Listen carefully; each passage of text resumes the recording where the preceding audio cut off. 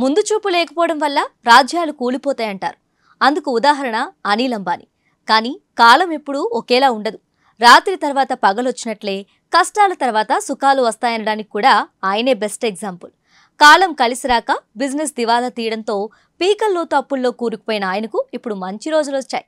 Reliance power పుణ్యమా అని అప్పులన్నీ తీరిపోయాయి. స్టాక్ మార్కెట్లోనూ కంపెనీ షేర్లు అప్పర్ సర్క్యూట్ తాకుతున్నాయి. Anil Ambani telecom, power, infrastructure, entertainment రంగాల్లో సక్సెస్ కావాలని కలలుగన్నారు.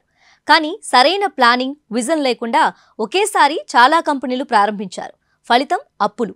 ఊహించిన దానికన్నా ఎక్కువ ఖర్చులు, పెట్టుబడికి తగ్గట్లుగా రాబడి లేకపోవటం కుబేరుడైన అనిల్ అంబానీని కుచేలుడుగా మార్చేశాయి. అప్పుల బాధ పెరిగిపోవడంతో ఒకదానికి తర్వాత మరొక కంపెనీని అమ్ముకోవాల్సి వచ్చింది. అయినా రుణబాధలు తప్పలేదు. అనిల్ అంబానీ వ్యక్తిగత పూచీకత్తుపై చైనా బ్యాంకుల నుంచి రుణాలు తీసుకున్నారు. కానీ వాటిని తిరిగి చెల్లించలేకపోయారు. 3 బ్యాంకులకు దాదాపు 5,446 కోట్ల రూపాయలు చెల్లించకపోవడంతో ఆయన లండన్ కోర్టులో హాజరు కావాల్సి వచ్చింది. తన దగ్గర చిల్లి గవ్వలేదని కోర్టులో చెప్పుకున్నారు. లాయర్ల ఫీజు చెల్లించేందుకు కూడా డబ్బులు లేకపోవడంతో భార్య బంగారు నగలు అమ్మడం, లగ్జరీ లైఫ్ వదిలేసి సాదాసీదా జీవితాన్ని గడపాల్సిన పరిస్థితి తలెత్తింది. చాలా ఏళ్ల తర్వాత అనిల్ అంబానీకి కూడా మంచి రోజులొచ్చాయి. అందుకు కారణం అప్పుల్ని చెల్లించటం. అవును, కొన్ని నెలల క్రితమే చాలా వరకు అప్పుల్ని తీర్చేసిన అనిల్ అంబానీ ఇప్పుడు మరో 800 కోట్ల రూపాయల మేర బకాయిల్ని చెల్లించారు. ఐడీబీఐ, ఐసీఐసీఐ, యాక్సిస్, డీబీఎస్ బ్యాంకుల వద్ద రిలయన్స్ పవర్ కోసం తీసుకున్న రుణాలన్నీ క్లియర్ చేసేశారట అనిల్ అంబానీ. 2023 డిసెంబర్, 2024 మార్చ్ మధ్యకాలంతో ఐడీబీఐ, ఐసీఐసీ, యాక్సిస్, డీబీఎస్ బ్యాంకులు సహా పలు ఆర్థిక సంస్థలతో రుణ పరిష్కార ఒప్పందాలపై రిలయన్స్ పవర్ సంతకం చేసింది. తాజాగా ఆ రుణాన్ని తిరిగి చెల్లించింది.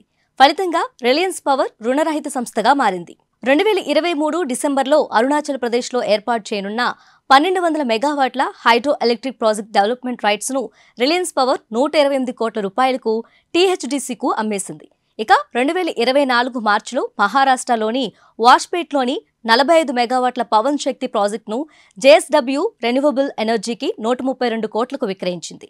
ఈ 2 డీల్స్ ద్వారా వచ్చిన ఆదాయాన్ని రుణాల చెల్లింపునకు ఉపయోగించినట్లు సమాచారం. ప్రస్తుతం Anil Ambani Reliance power equity value 4,016 కోట్లు. దాదాపు 38 లక్షల మంది రిటైర్డ్ ఇన్వెస్టర్లు ఉన్న ఈ కంపెనీ ఆపరేటింగ్ కెపాసిటీ 5,900 మెగావాట్లు.